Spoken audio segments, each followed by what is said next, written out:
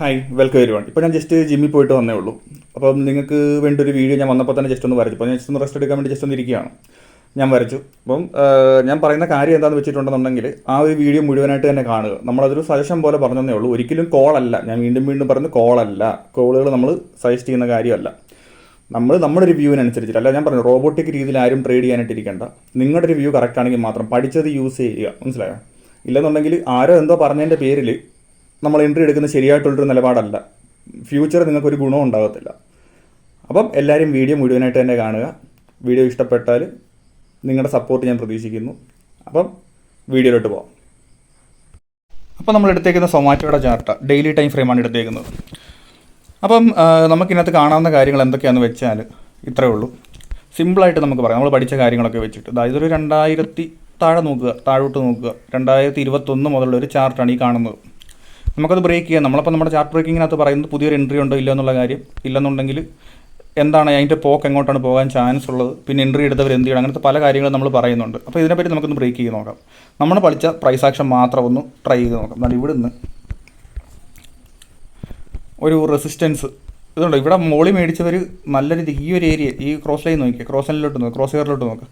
ഇവിടെ നിന്ന് വാങ്ങിച്ചവർ താഴോട്ട് വെക്കേണ്ട വന്നിട്ടുണ്ട്. മനസ്സിലായി? ഈ ഒരു റെസിസ്റ്റൻസ് ബ്രേക്ക് ചെയ്തിരുന്ന കുഴപ്പമില്ല. പക്ഷേ ഇത് ഈ ഒരു ഏരിയയിൽ നിന്ന് താഴോട്ട് ഇവിടെ വാങ്ങിച്ചവരൊക്കെ നല്ലൊരു പെർസെൻറ്റോളം എന്ന് പറഞ്ഞാൽ കുറേ നാളുകൾ ഹോൾഡ് ചെയ്യേണ്ട വന്നിട്ടുണ്ട്. അതിപ്പോൾ ഏത് ടൈം ഫ്രെയിം ആണെങ്കിലും പിന്നെ അത് നമ്മൾ വാങ്ങിച്ച പൈസയെക്കാട്ടി മുകളിലോട്ട് പോകണമല്ലോ.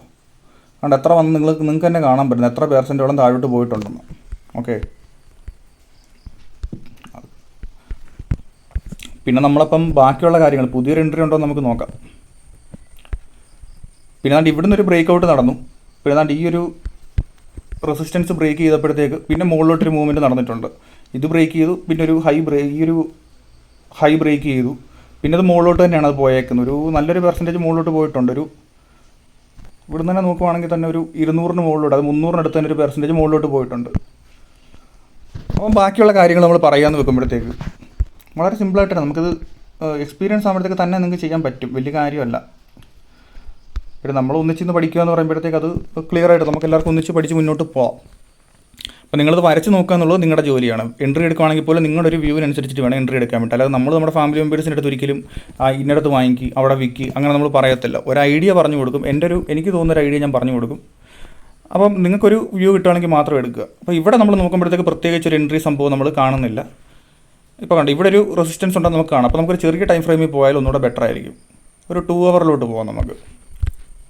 ഇതിനൊന്നുകൂടെ ക്ലിയർ ആകും. ഇപ്പം ബ്ലൂ ലൈൻ എന്ന് പറയുമ്പോഴത്തേക്ക് ഓരോ ടൈം ഇൻ്റർവെല്ല കേട്ടോ. ഒരു ഇൻ്റർവെൽ നല്ലൊരു ഡേ ബ്രേക്ക് എന്നൊക്കെ പറയുന്ന പോലത്തെ ഒരു സാധനമാണ്. ഇപ്പോൾ നമുക്ക് ഇവിടെ ഒരു കാര്യം നമുക്ക് വരച്ച് നോക്കാം. ഇവിടെ നിന്ന് നമ്മളിത് വരച്ചിട്ട് ഇതൊന്ന് നീട്ടി നമ്മൾ വരയ്ക്കുക. നല്ലതായിട്ട് എക്സ്റ്റെൻഡ് ചെയ്ത് വരയ്ക്കുക. നിങ്ങൾ കമ്പ്യൂട്ടറിലാണ്ട് മൊബൈലിലാണ്ട് നല്ല രീതിയിലൊന്ന് എക്സ്റ്റെൻഡ് ചെയ്ത് നിങ്ങളൊന്ന് വരയ്ക്കുക. പിന്നെ നമ്മൾ ഇതിനൊന്ന് പാരലായിട്ട് ജസ്റ്റ് ഇങ്ങനെ ഒന്ന് വരയ്ക്കുന്നു. റെസിസ്റ്റൻസ് കാരണം ഇത് ചുമ്മാ പാരൽ എടുക്കുമ്പോഴത്തേക്ക് നമുക്ക് ഇവിടെ 2 റെസിസ്റ്റൻസ് നമുക്ക് കിട്ടുന്നുണ്ട്. ഇവിടെ ഒരു റെസിസ്റ്റൻസ് കിട്ടുന്നുണ്ട്, ഇവിടെ റെസിസ്റ്റൻസ് കിട്ടുന്നുണ്ട്. അപ്പോൾ ഒരു ഷോർട്ട് ടൈം ഒരു റെസിസ്റ്റൻസ് ആണ് നമുക്ക് മനസ്സിലാക്കാം. അല്ലാതെ അത്രയ്ക്ക് വലിയ റെസിസ്റ്റൻസ് ലോങ് ടൈം റെസിസ്റ്റൻസ് എന്നൊക്കെ പറയാൻ പറ്റത്തില്ല. അതുകൊണ്ട് എന്നാലും അതുകൊണ്ട് ഇവിടുന്ന് നല്ലൊരു ലോങ് ആയിട്ട് തന്നെ വന്നിട്ടുണ്ട് കേട്ടോ. അപ്പോൾ നമുക്ക് ബാക്കി കാര്യങ്ങൾ നോക്കാം. അപ്പോൾ നിങ്ങൾക്കറിയാം ഇത് ഈ ചാനലിനകത്ത് കിടന്നുള്ളൊരു കളിയാണ് മെയിനായിട്ട് നടക്കുന്നുണ്ട്. ഇങ്ങനെ പോകുന്നതെന്നുള്ള കാര്യം നിങ്ങൾക്ക് മനസ്സിലാവുന്നുണ്ട്. ഓക്കെ, നമ്മൾ വരച്ച് നോക്കുമ്പോഴത്തേക്ക് പുതിയ ഐഡിയകൾ വരുന്നുണ്ട്. ഒറ്റ നോട്ടത്തിൽ നോക്കുമ്പോഴത്തേക്ക് നമുക്കത് കിട്ടത്തില്ല. പിന്നെ നമ്മൾ ഇവിടെ ഒരു റെസിസ്റ്റൻസ് എടുത്തിട്ടുണ്ട്. അപ്പോൾ ഈ ഒരു ഏരിയയിൽ തട്ടി കളിക്കുകയാണ് ഈ ചെയ്യുന്നത്. അപ്പോൾ നമുക്ക് പുതിയൊരു എൻട്രി ഉണ്ടോ എന്ന് ചോദിച്ചാൽ ഇത് കണ്ടോ, ഇവിടെ ഈ ഒരു ഏരിയയിൽ ഈ ഒരു ലൈൻ അവിടെ ബ്രേക്ക് ചെയ്യുകയാണെന്നുണ്ടെങ്കിൽ നമുക്ക് പുതിയൊരു എൻട്രി നമുക്ക് പരിഗണിക്കാം. വീണ്ടും പറയുന്നു, നിങ്ങളുടെ ഒരു വ്യൂവിനനുസരിച്ചിട്ട് മാത്രം എൻട്രി എടുക്കുക. കണ്ടോ, അങ്ങനെ നോക്കാം. അപ്പോൾ നമ്മളിവിടെ തൊട്ടടുത്തൊരു ടാർഗറ്റ്, ഇപ്പോൾ ഞാനിവിടെ എൻട്രി എടുക്കുകയാണെങ്കിൽ ഞാൻ ടാർഗറ്റ് വെക്കുന്നത് ഈ ഒരു ഏരിയയിലേക്ക് കൃത്യം ലൈൻ വരെ ഞാൻ സാധാരണ അങ്ങനെ വെക്കാറില്ല. നമ്മുടെ ഒരു റിസ്ക് സെറ്റപ്പ് കറക്റ്റ് ആണെന്നുണ്ടെങ്കിൽ എറൗണ്ട് ഈ ഒരു ഏരിയ വരെ സ്റ്റോപ്പ് ലോസ് കൃത്യമായിട്ട് നോക്കുക. പിന്നെ താണ്ട് ഈ എറൗണ്ട് നമുക്ക് ഈ ഒരു മൂവ്മെൻറ്റ് നമുക്ക് പ്രതീക്ഷിക്കാം. ഒരു ഷോർട്ട് ടൈമിലോട്ടുള്ളൊരു എൻട്രിയാണ് പറഞ്ഞത്. നമ്മൾ ലോങ് ടൈം പറഞ്ഞപ്പോൾ ഒരു ഷോർട്ട് ടൈമിലൊക്കെ ഒരു എൻട്രി നമുക്കത് പ്രതീക്ഷിക്കാം. ഞാൻ പല പൊസിഷൻ സൈസ് ചെയ്ത് കൃത്യമായിട്ട് തന്നെ നിങ്ങളുടെ റിസ്ക് സെറ്റപ്പ് ഒക്കെ ആണെങ്കിൽ മാത്രം എൻട്രി എടുക്കുക. ഇപ്പോൾ എൻട്രി എടുക്കണം എന്നല്ല പറഞ്ഞത്. ഈ ഒരു ലൈൻ ബ്രേക്ക് ചെയ്ത് നമുക്ക് പല കൺഫർമേഷൻസ് കിട്ടിയാൽ മാത്രം എൻട്രി എടുക്കുക. അപ്പോൾ ഇതിനകത്തുള്ള വരാൻ പോകുന്ന മൂവ് എന്ന് പറയുമ്പോഴത്തേക്ക് ബ്രേക്ക് ആയില്ലെങ്കിൽ ഇങ്ങനെ തട്ടി ചിലപ്പോൾ ഇവിടെ വന്നിട്ട് മുകളിലോട്ട് പോകാം, അല്ലെങ്കിൽ താഴോട്ട് ഈ ഒരു സപ്പോർട്ടിലോട്ട് പോകാനുള്ള ചാൻസ് ഉണ്ട്. ഓക്കെ, പിന്നെ ഇത് ബ്രേക്ക് ആയാൽ നമുക്ക് ഇഷ്ടപ്പെടുന്ന കാര്യം ബ്രേക്ക് ഔട്ട് ആണല്ലോ. ബ്രേക്ക് ആയി കഴിഞ്ഞാൽ ഞാൻ സൂം ചെയ്യാം. ബ്രേക്ക് ആയി കഴിഞ്ഞാൽ പോകാനുള്ള ചാൻസ് എന്ന് പറയുമ്പോഴത്തേക്ക് കാണിച്ചു തരാം. ഒന്നുകിൽ ഇവിടുന്ന് ഇങ്ങനെ പെട്ടെന്ന് ഇങ്ങനെ മുകളിലോട്ട് പോവാം, അല്ലെങ്കിൽ ഇങ്ങനെ നിന്നിട്ട് മുകളിലോട്ട് പോവാം. നമ്മുടെ നെഗറ്റീവ് കേസ് എന്ന് പറയുമ്പോഴത്തേക്ക് താഴോട്ട് പോകാമെന്നുള്ളൊരു സംഭവമാണല്ലോ. അതിനാണ് എപ്പോഴും പറഞ്ഞത് സ്റ്റോപ്പ് ലോസ്, ചെറിയൊരു സ്റ്റോപ്പ് ലോസ് ഒക്കെ ട്രെൻഡ് ലൈന് താഴെയോ അല്ലെങ്കിൽ ചെറിയൊരു സ്ട്രിംഗ് ലോഡ് അവിടെയോ നമുക്ക് വെക്കാം. അപ്പോൾ അത് ലോജിക്കൽ സ്റ്റോപ്പ് ലോസ് എപ്പോഴും വെക്കുക. നിങ്ങളുടെ റിസ്ക് സെറ്റപ്പിന് കറക്റ്റായിട്ട് കിട്ടുവാണെന്നുണ്ടെങ്കിൽ മാത്രം ഒരു എൻട്രി എടുക്കുക. മനസ്സിലായോ? പിന്നെ നമ്മൾ ഒരിക്കലും നമ്മളിപ്പോൾ ഒരു സ്ക്രീനർ അങ്ങനെ ഇങ്ങനത്തെ ഒരു രീതിയിലല്ല പറയാം. നമ്മളിപ്പോൾ ഒരു ചാർട്ട് കാണുമ്പോൾ നമ്മൾ വരച്ച് നോക്കുക എന്നുള്ളൊരു കാര്യം മാത്രം നമ്മൾ ചെയ്യുന്നത്. പിന്നെ മറ്റൊരു കാര്യം പറയാം, നിങ്ങളിവിടെ ഒരു എൻട്രി എടുത്തിട്ട് താഴെ എൻട്രി എടുത്തിട്ടുണ്ടെങ്കിൽ വിൽക്കേണ്ട ഒരു സാഹചര്യം വന്നിട്ടില്ല. ഏറ്റവും താഴെ നമ്മളിവിടെ ഒരു ബ്രേക്ക് ഔട്ടാണല്ലോ പറഞ്ഞത്. ഇവിടുന്ന് എൻട്രി എടുത്തവർ പ്രോഫിറ്റ് റൺ ചെയ്യുക, സ്റ്റോപ്പ് ലോസ് ഒന്ന് ട്രയൽ ചെയ്ത് കൊണ്ടുപോവുക.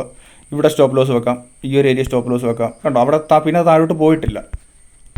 അപ്പോൾ നമുക്ക് തൊട്ടടുത്തൊരു ടാർഗറ്റ് എപ്പോഴും ബെസ്റ്റ് ഈ തൊട്ട് മുമ്പിലുള്ള റെസിസ്റ്റൻസ്. ഈ ഒരു ഏരിയ വരെ മാക്സിമം പോകാൻ ചാൻസ് ഉണ്ട്. ഒരു 235-240 പ്ലസ് പോകാൻ ചാൻസ് ഉണ്ട്.